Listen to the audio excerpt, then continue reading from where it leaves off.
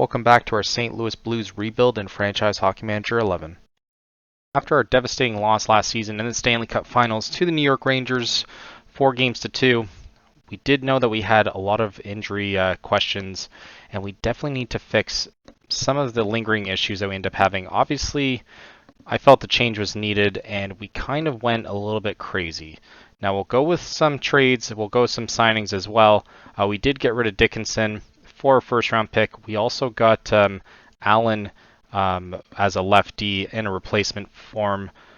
He is somewhat similar, but we did get him for half of what he's worth, so only $2 million. And Dickinson, we obviously got rid of for a first because we couldn't really afford him. $6 million. He is down to his last season. We did take a chance on Boston Bruins not being as good as what it seems. We did make a trade also at the end of last season, which you'll see here. We did get rid of Baldock and a third and 2/3 for Skudra, who is a nobody, and 2 first-round picks, one this year, one next year. So if Florida Panthers aren't that good, it definitely pays off pretty well. We did get rid of Meyer as well for a 3rd-round pick, more so for a cap dump as well, and Bullmuller as well for a 2nd-round pick. All for cap dumps. We did sign him last season to an extension, but obviously he didn't really do as well as what I was hoping, so we did part ways with him, and we just ended up trading him for a 2nd. So not bad. A 2nd, a 3rd, and 2 first. Not bad all around, but we did get pretty active in terms of the signing, though. We'll take a look at what we ended up doing. We got Anton Frundell. We got him for around $7 million, so we definitely had to eat up some cap for that. He does play right wing and center. Obviously, he's probably going to play right wing because I don't really think I want him as a center. He did get 50 points last season with the Ottawa Senators, but I don't think the Ottawa Senators were very good. We got Dan Meager. That didn't really cost us that much. He's going to start off in the AHL, league minimum pretty much, so only $800,000. And we got Dean Letourneau. We got him for not too much. We got him for 3.5. He was originally going for 6. But ultimately, the part that drives me absolutely wild is I think that this team, they got Gavin McKenna, who originally we ended up signing as well, but for whatever reason, the game decided to shut down, and he ends up going to this team instead. So we end up losing out on Gavin McKenna. We had him on our team at the beginning, and I tried to reset it afterwards, and it wouldn't quite do it. I didn't even realize that he was a free agent for the longest time, but I think he would have been pretty good on our team. We also had Jason Robertson as well as one of those guys that we could have got, but obviously we didn't end up pulling the trigger on that. Depth chart-wise, though, we do have Spangberg as our top left winger, Zalesny and Kuhl. I'm thinking one of these right wingers, probably Aaron, ends up slotting back onto the left. And then our center is still pretty figured out pretty well. Dean Letourneau is probably going to be the 4th best, so paying $3 million for a 4th-line center, not the worst thing. And then Martoni now bumped down to 2nd best in terms of right wing. Obviously, we felt the need to invest a little bit more. He is back from injury, though, and Aaron as well, Stepanov and Olsen. But they're going to be commanding a decent amount of salary next season. We only have 7 picks, I believe, but 2 first-rounders, 2 second, a 3rd, and a 4th. So not bad at all. Oscar Johansson is going to start in the AHL this season. And then same thing with Dan Meager. 2 top prospects are goalies. So that is pretty interesting. Max Osgood also going to get an opportunity playing in the NHL this year. But taking a look at our finances, this is where it starts to get tricky. We're going to have to be pretty active this year. Currently, wrong team. First off, currently salary cap saying 690, so I don't quite understand why it's saying that when we were fine 2 seconds ago.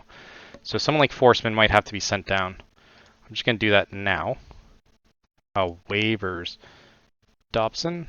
I don't think he'll go to waivers. Yeah, we'll do that. That's fine. So we should be good in terms of finances at the moment, but I know as soon as I hit AI, it's going to change it. So 1.6, yeah, that's crazy. It was only 3 or 1.3. So 11 million next year is what we kind of have to make up. And obviously, someone like Huggins, this is probably the last year we have him. We're going to have to probably part ways with him if he doesn't do revolutionizing work for sure, because he is going to be the big difference between this year and next year. Obviously, Martoni gets the extension as well, and we might have to reevaluate things. Frondell is going to be making around the same as Martoni, and we can't have too many people making that amount of money. Bieber also could be on the outs as well. He is our top lefty right now. It was between him and Dickinson, and ultimately I decided on Bieber. Now looking at him here, maybe I regret it, but I did like his defensive rating just a little bit more. I would rather him invested on the lefty. Allen looking pretty decent as well. We'll look at the draft at what we did too, and then kind of get a better eye on that. We do have a decent amount of players that could have been picked up on waivers this year, and we'll have to kind of monitor it as we go. But going into the history of things, we did also look at another prospect here. I don't know if he ended up going, so we could have got Daigle. We could have gone for around, well, initially it was 4 million.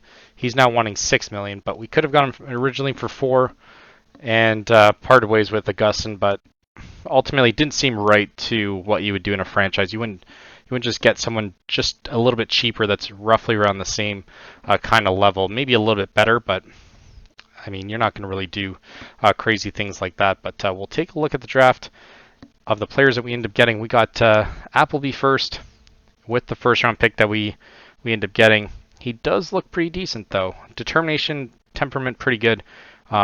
Does look like he could be a 4-star potential. He's already 17 for up and down winger.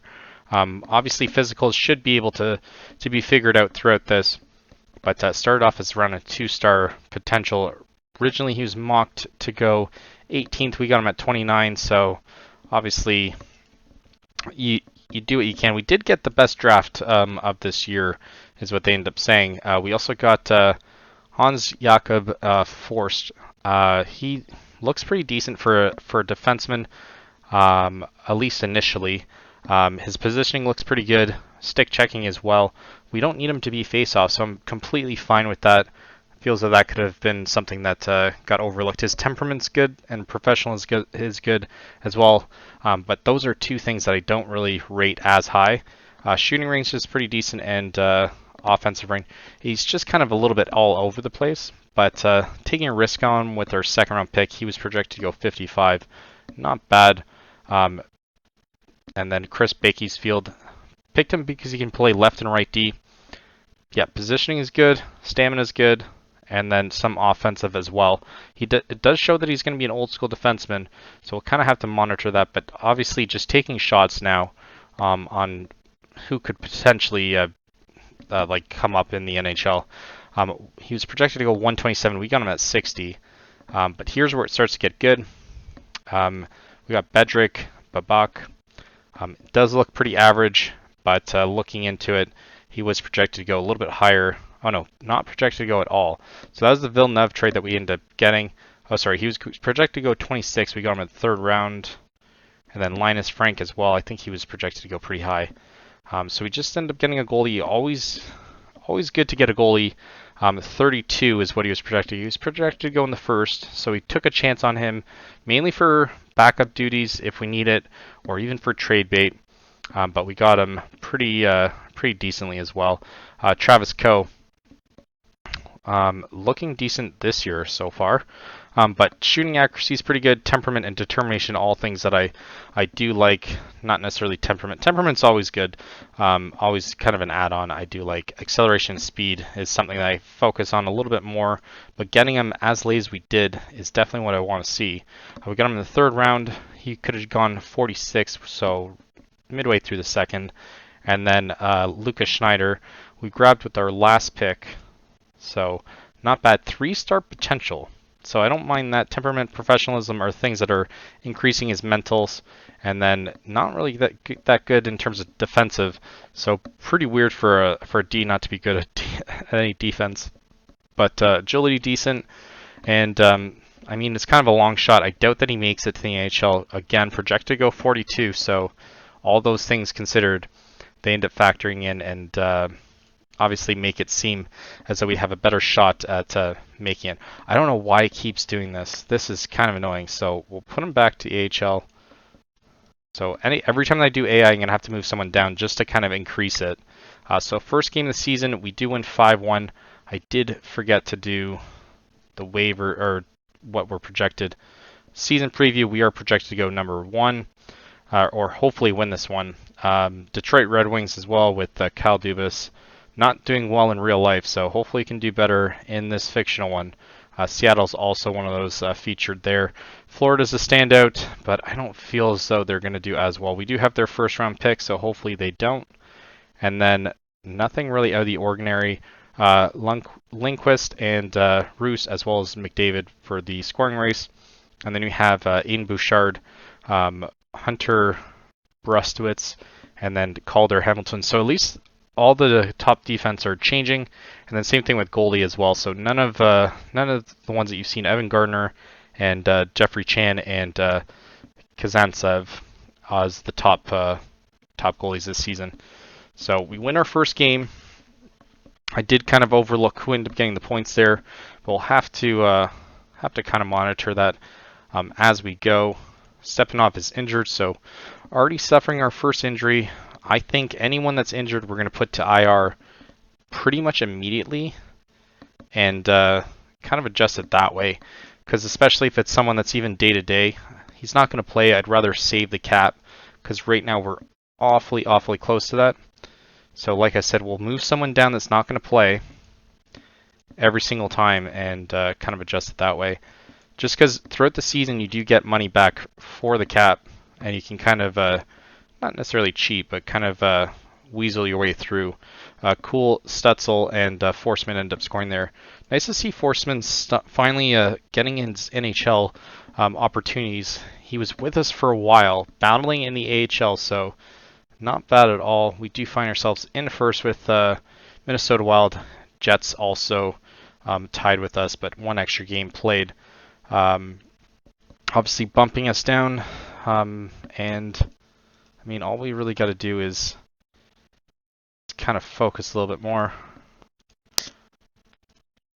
I was going to say, I don't know why Martoni wasn't playing there. Forsman, will he hit? He'll hit waivers. I don't want to do that. Okay, I guess we're kind of forced with the team that we have here. And we do lose 3-2 in regulation, so no points there. Caden Allen gets his first. Zelezny scores as well, but ultimately Tajagenla scoring the game winner does give us our first loss 3 games in.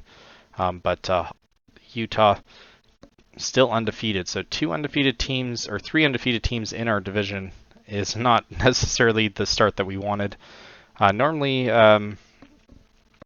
we start off pretty strong, but I think with a lot of the adjustments that we had to do this off season, I won't be surprised if we start off slow. I know I said that last year too, and we kind of figure things out, but I mean, a loss to an undefeated 4-0 team, probably not the worst loss to have. We do face off against Oilers, who are 2-1-0, so same record with us, and hopefully we can manage to get the win here. And the fact that we didn't end up, yeah, we already got that. Hopefully we don't have too many injuries this season. We did get hurt pretty bad last season. That was devastating. I was pretty pissed towards the end. We did lose 3-0, so not ideal. Connor McDavid ends up scoring there. Go figure. So 2-2-0 amongst 4 games, and we now have to face off against Washington Capitals, who is in the top of the Metropolitan Division. So not making it easy, and then we have to face Winnipeg afterwards. We did play them at home, though, so the fact that our home record is not speaking for itself this season is something to have to monitor. But like I said, could be one of the last seasons that we end up playing. So at this point, it's kind of all in. We do win 2-1 here. So regulation as well, so no points for them. Dupont and Watson end up scoring. We end up scoring a game winner shorthanded goal, which is, I mean, that doesn't happen too often. So still with 3-2-0, does find ourselves in 6th place, but it's still early on in the season, and a lot of teams that end up kind of starting off strong always kind of fizzle off towards the end of the season. It's a long season, and we do beat Winnipeg Jets, and we're 4-2-0, so not bad. Martoni and Frondel finally scored their first, and then Lortorno scores his second to give us the win there. Pretty crazy how our two right wingers don't score any goals until 6 games in. Ouch. So it gives us 8 points. We're still trying to claw into the top, but obviously the losses that we had are quality losses, so you can't get too upset about that. And we do lose 4-1 against Vegas, who's, again, they're 6-2-0. They're doing pretty good. Martoni with the goal there, and that's all she wrote. So they are the top of the Pacific. So like I said, we've lost to Oilers, we've lost to Knights, and where's the other one? I think we lost to probably Sharks. Oh no, Utah was the other one. So not bad losses for us, I would say. And we're going to have to kind of monitor trade block throughout this whole season. Not really anyone that kind of jumps out at the moment other than Bouchard. But obviously if we can get Bouchard or Kovalchuk for next to nothing, I will, or not next to nothing, but for a little bit less than what we were giving, I'll do that all day. Just in terms of getting players for cheap, especially if they're long-term contracts, we can kind of wheel and deal a little bit better. So I don't think Stepanov's back. Stepanov's still not back. So it's a good thing he wasn't just sitting there. And then, like I said, yeah, we'll move anyone down whenever we can, just to save a little bit of money every now and then. Doesn't make sense if they're not going to play that one game. So Hagen scores his second. Aaron finally gets on the score sheet, and then Hagen scores in the second and third. So he gets a hat trick, and then Stutzel ends up scoring at the very end. At least 2-5-1. That's crazy. But Florida 4-3-1. So they are starting off okay, like roughly around how much we're starting as well. So they could be bad, and like I said, I think Boston is the other one that we have. So if they end up sucking the season, that will be pretty good for us. So as long as it's just a top player that we can either trade for something better. 5-2 there. Dupont and Hagens and Aaron score there. Martoni and then Dupont as well. And Cool is now hurt. Like I said, IR all day. So we'll bring, I think he makes around 2.5. So even just having that relief on the cap is going to help. Bring in one of our youngsters, give them a chance. And yeah, especially if he's not going to play, like I said. If you're not going to play, it makes no sense just to have you just sitting there taking up cap. Obviously, nothing you can really do for that. So I don't mind it. We'll kind of just leave it be. But 6-3-0 amongst 9 games. Obviously, it's kind of confusing with the amount of different games that everyone ends up playing. But what can you really do? Yeah, so it does give us just a little bit of cap space there. And we lose to Boston Bruins. Probably our worst loss this season so far. Forsman, Martoni, and Zelezny end up scoring, but ultimately couldn't quite get the job done, and now Spangberg is hurt. Let's see, 4 million. Yeah, I'll put him to the IR as well. Yeah, there's nothing you can do. And then we bring up another guy that's injured too. So pretty crazy there. But we do face off against Philly. Coming up, they are the top now in the Metropolitan. Originally it was Washington Capitals, but since their loss to us, they managed to completely implode. Yeah, like I said, Florida Panthers and Boston Bruins are the two teams that we're going to look for in the East, and just really hope that they end up not doing too great.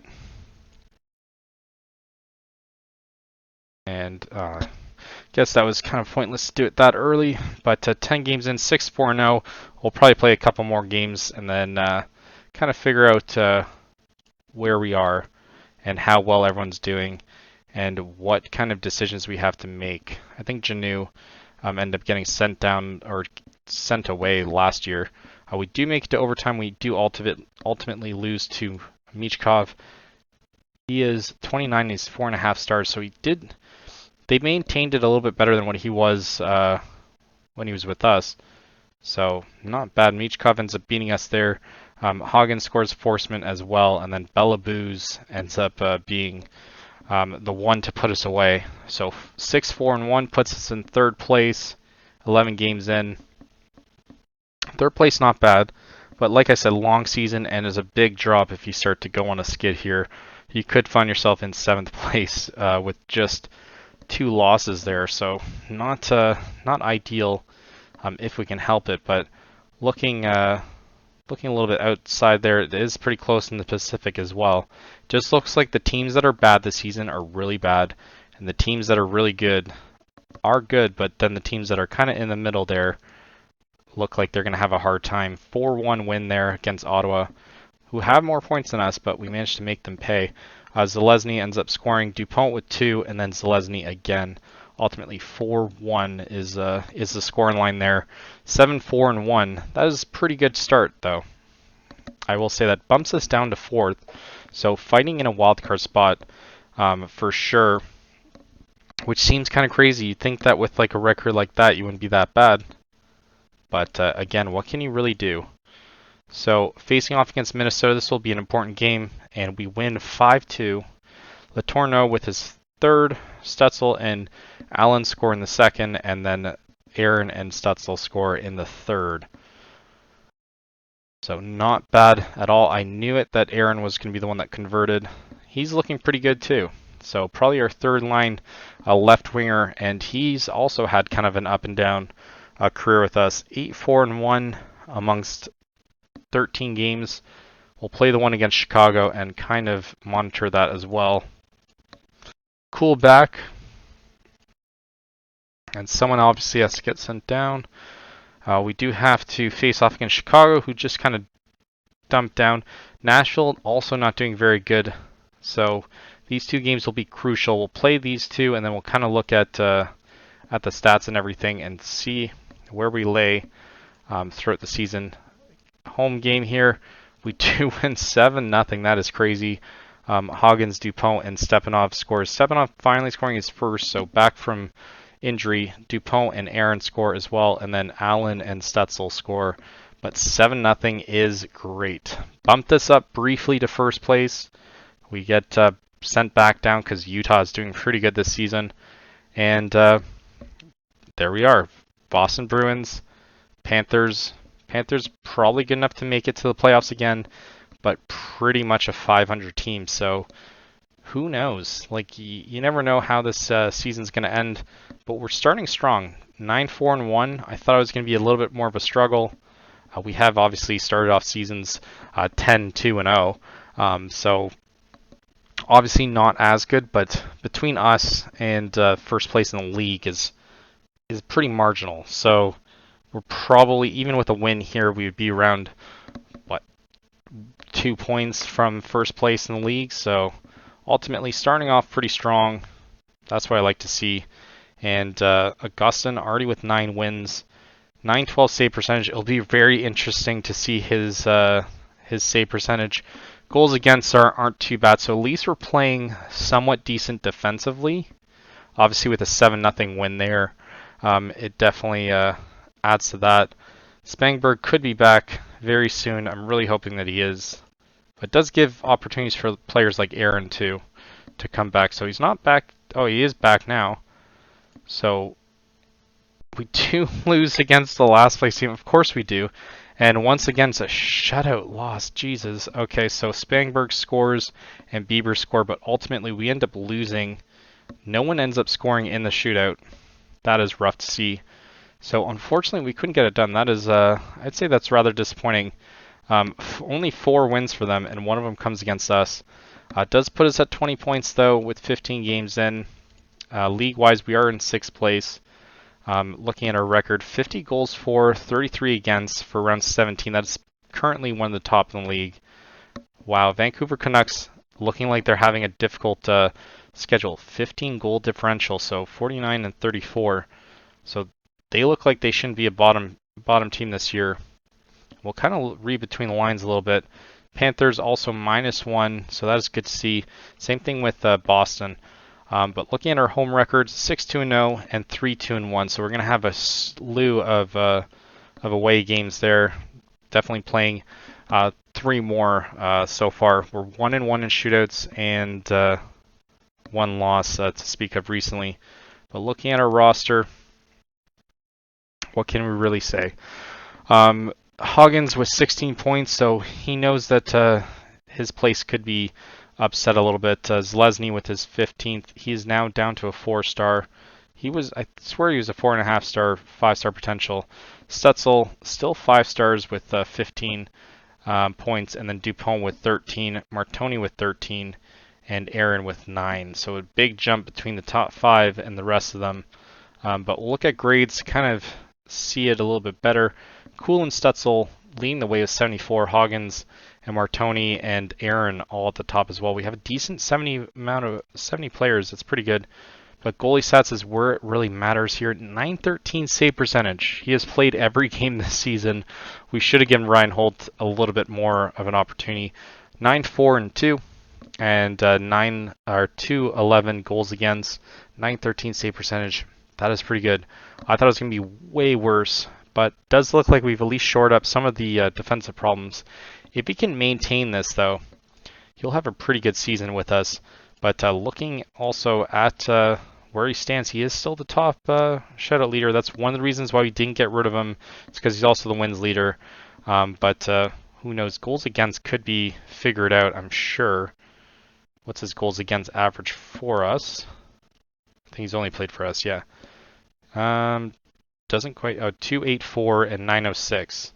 I highly doubt that he ends up getting on the all-time list. Yeah, 906, 916 is the best, and 223. So he could potentially make the goals against, but I kindly doubt it. But we'll leave it at that. We'll come back next year, and hopefully we can manage to kind of maintain this, and maybe even go for a little bit more of greatness. Hopefully you guys like this. Leave a like, subscribe if you want to see more, and thank you for watching. Until next time.